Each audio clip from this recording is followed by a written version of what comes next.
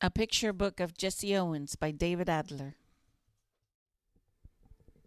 Jesse Owens was born on September 12, 1913, on a small farm in Oakville, Alabama. His given name was James Cleveland. His nickname was JC. JC's grandparents had been slaves. His parents, Henry and Mary Emma Owens, were sharecroppers. They farmed on another man's land and shared with him their small crop of corn and cotton. JC's parents lived with their many children in a house that JC later described as wooden planks thrown together. The roof leaked. In winter, cold wind blew through the walls. In summer, the house was so hot, JC felt he could hardly breathe. JC was skinny and often sick with what his family called a devil's cold. It was probably pneumonia. There was no money for doctors or medicine. So to cure JC's illness, his mother wrapped him in cloth and put him by the fireplace. A large lump once appeared on JC's leg. His mother cut it out with a hot kitchen knife. JC said later that's when he learned the meaning of pain. When JC was about 9, his family moved to what his mother said would be a better life. They moved north to Cleveland, Ohio. On JC's first day of school in Cleveland, his teacher asked him his name. JC Owens, he said. She thought he said Jesse and wrote that in her book. From then on, he was known as Jesse Owens. In Cleveland, Jesse's father and older brothers worked in a steel mill. His mother worked washing clothes and cleaning houses. Jesse worked too, sweeping floors, shining shoes, watering plants, and delivering groceries.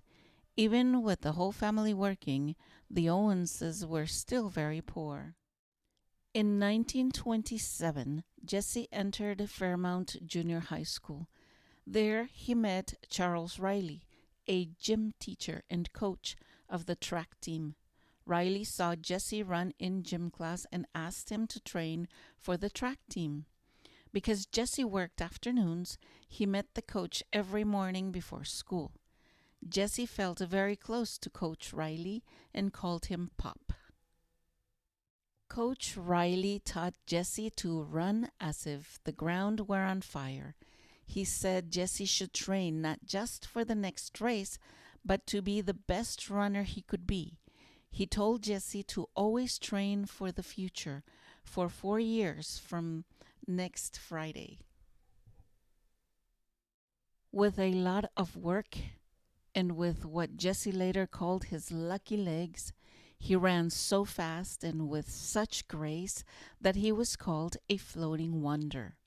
One newspaper reporter wrote that when Jesse Owens ran, it seemed like he was about to soar into the air.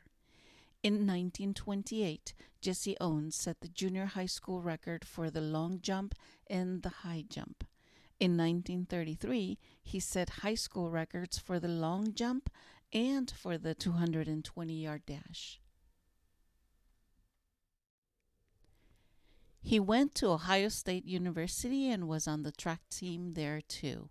On May 25, 1935, at the Big Ten Championship meet, Jesse had what has been called the greatest day in track and field history. He set 3 world records and tied a 4th, all within 45 minutes. Several weeks later, on July 5, 1935, Jesse Owens married Minnie Ruth Solomon, a young woman he had met at Fairmount Junior High School. He said later, I fell in love with her the first time we talked, and a little more every time after that. She was quiet, smart, a loving and supporting wife for Jesse, and a good mother to their 3 daughters, Gloria, Marlene, and Beverly. In 1936, the Olympic Games were held in Berlin, Germany. Adolf Hitler, the German Nazi leader at the time, said native Germans were part of a master race. that blacks, and especially Jews, were inferior. Jesse Owens and other athletes proved he was wrong. Jesse Owens won 4 gold medals and was the hero of the 1936 Olympics. He tied the Olympic record of 10.3 seconds for the 100-meter race, set a new world record of 20.7 seconds for 200 meters around the curve, and was part of the team to set a record for the 400-meter relays. With a long jump of 26 feet, 5 and 5/16 inches, 8.06 meters, Jesse Owens set a new Olympic record too. He seemed to be jumping clear out of Germany, wrote one reporter. Lutz Long, the popular German jumper who came in second, ran over to shake Jesse's hand. The picture of the two athletes, a black American and a white German, in the midst of all the hate and prejudice around them, is one of the lasting images of the 1936 Olympics. There was a parade in Cleveland to welcome Jesse Owens home, and in New York City. He rode at the head of a ticker tape parade of the entire Olympic team. But there was prejudice too, and Jesse said later that when he returned to the United States, he couldn't ride in the front of the bus. I couldn't live where I wanted. In the years following Jesse's great victories at the 1936 Olympics, he worked as a playground director, made speeches, appeared on radio programs, and led a band of black musicians. He started the Jesse Owens Dry Cleaning Company in 1938, but it went out of business a year later. He continued to run, too, in exhibition races against baseball players, cars, motorcycles, dogs, and horses.